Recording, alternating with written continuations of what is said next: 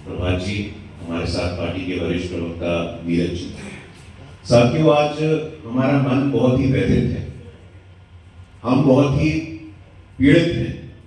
कल जो दृश्य हम लोगों ने पटना हवाई अड्डे के बाहर देखा है, बिहार लोकतंत्र की जननी है, we are mother of democracy. ये वैशाली लिच्छवी गणराज्य की भूमि है, ये बुद्ध की भूमि है, महावीर की भूमि है।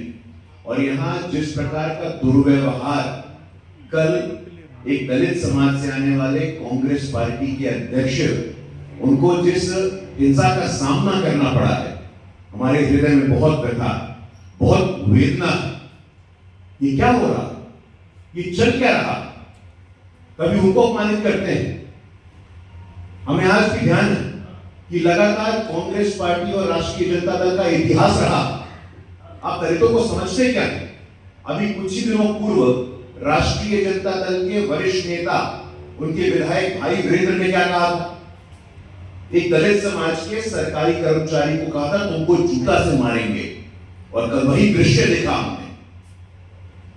बिहारवासी, दलित समाज, वंचित समाज, शोषित समाज आहत है। आपकी संवेदनशीलता मर गई है क्या?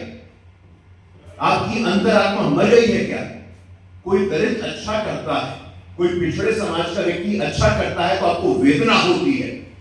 ये संस्थागत है, ये कांग्रेस पार्टी का नव सामंतवाद है, जो सामाजिक न्याय के नाम पर अपनी राजनीतिक रोटी को जरूर सेकते हैं, लेकिन अपने यहां कोई सम्मान देने का काम नहीं करते। साथियों, इनका इतिहास उठा करके देखिए, इनका चाल चेहरा और चरित्र उठा करके देखिए। महानायक, भारत रत्न, संविधान निर्माता बाबा साहेब अम्बेडकर के साथ इनका ऐसा ही व्यवहार हुआ था। अभी कुछ दिनों पूर्व लालू जी के जन्मदिन पे उनके एक सामान्य कार्यकर्ता ने उनको बाबा साहेब की तस्वीर भेंट जरूर दी थी। क्या किया उन्होंने? पैरों से हटा दिया था। राहुल गांधी जी ने अपनी यात्रा में ऐसा ही व्यवहार किया था। आप इतिहास उठा करके देखिएगा, बिहार के माटी के लाल, दलित समाज के, रविदास समाज के बाबू जगजीवन राम, उनको आहत होकर के कहना पड़ा कांग्रेस पार्टी से दुख में। ये नीरजा चौधरी जी ने अपने पुस्तक में लिखा है, a Dalit can never become prime minister of India. एक दलित इस देश का प्रधानमंत्री कभी नहीं हो सकता है। उसी प्रकार से बिहार के माटी के लाल, वंचित समाज के सीताराम केसरी जी के साथ दुर्व्यवहार हुआ और वही रिपीट हुआ है। कल जो व्यवहार हमने देखा है, जो हिंसा हमने देखी है, ये बिहार की भूमि से संभव है क्या? हम पूरे विश्व को ज्ञान देते हैं, हम नालंदा विक्रमशिला की भूमि है, हम बुद्ध की भूमि है, हम सामाजिक न्याय, हम लोकनायक जयप्रकाश नारायण की भूमि है। जब लोकतंत्र पे आक्रमण होता है तो बिहार से स्वर बुलंद होता है। और वहां पे एयरपोर्ट के बाहर पूरे बिहार में विशेष तौर पे दलित, वंचित, शोषित, पीड़ित, गरीब समाज में वेदना है और कोई स्पष्टीकरण नहीं आया है, कोई घोषणा नहीं हुई है। ये जो फेहरिस्त है आपकी, जो बाबा साहेब अम्बेडकर से शुरू होती है, बाबू जगजीवन राम पे आती है, सीताराम केसरी जी पे आती है, हरियाणा में कुमारी शैलजा जी के साथ ऐसा ही दुर्व्यवहार होता है क्योंकि वो दलित समाज की नेत्री है, और बिहार में राजेश राम जी के साथ ऐसा व्यवहार होता है। कोई स्पष्टीकरण नहीं, कोई सफाई नहीं दिया गया। हमारी आत्मा कांप उठी है। आज देखिए, अति पिछड़े समाज के, सरफ मल्ला, निषाद समाज के, उनके साथ कोई एडजस्टमेंट नहीं हो पा रहा है।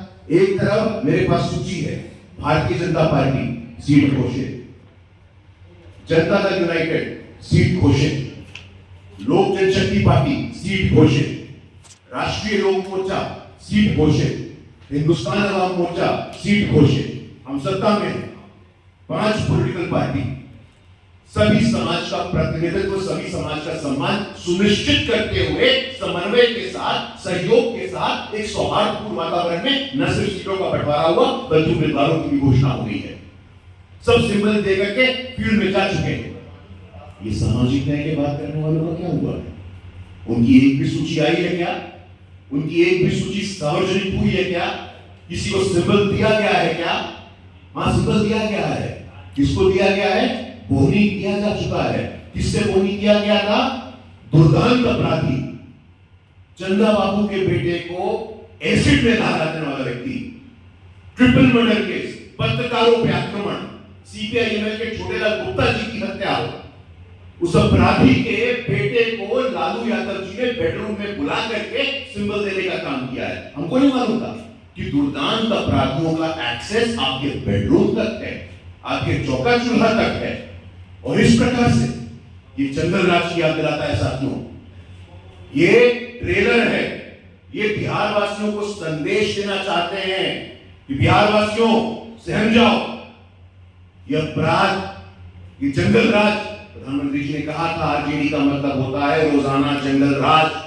आरजेडी का मतलब होता है आर से रंगारी, जे से जंगल राज और डी से दादागिरी।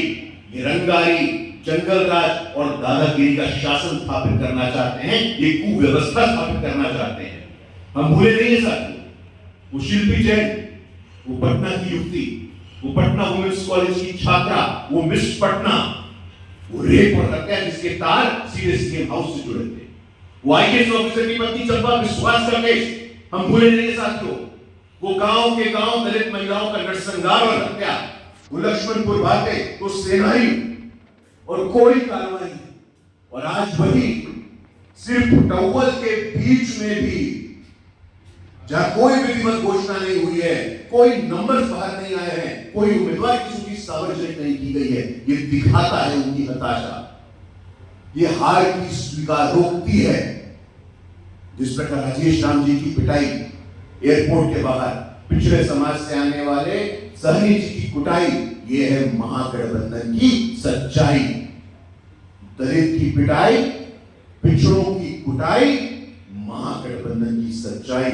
ये समाज के अंतिम पंक्ति में खड़ा व्यक्ति देख रहा है, उनको सम्मान देने का काम किसने किया है?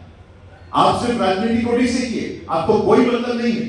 जब वंचित समाज के सम्मान और प्रतिनिधित्व की बात आती है तो भारतीय जनता पार्टी और एनडीए उसमें अग्रणी खड़ी होती है। जातिगत जनगणना का विषय, पहली बार 75 वर्षों में आदिवासी की बेटी को संविधान के सर्वोच्च स्थान पर बिठाने का विषय हो, हमारे मुख्यमंत्री उप मुख्यमंत्री हो ओबीसी दलित समाज के, राहुल गांधी जी पूरे देश में घूमते और पूछते हैं कहां एससी एसटी ओबीसी, कहां एससी एसटी ओबीसी। हम आपसे पूछना चाहते हैं, हमसे पूछिए। मध्य प्रदेश के उप मुख्यमंत्री दलित समाज के देवड़ा जी, राजस्थान में उप मुख्यमंत्री दलित समाज के बैरवा जी, हमारी सरकार उड़ीसा में पहली बार बनती है तो आदिवासी समाज के मांझी जी बनते हैं, हमारी सरकार छत्तीसगढ़ में बनती है तो आदिवासी समाज के विष्णुदेव साई जी बनते हैं।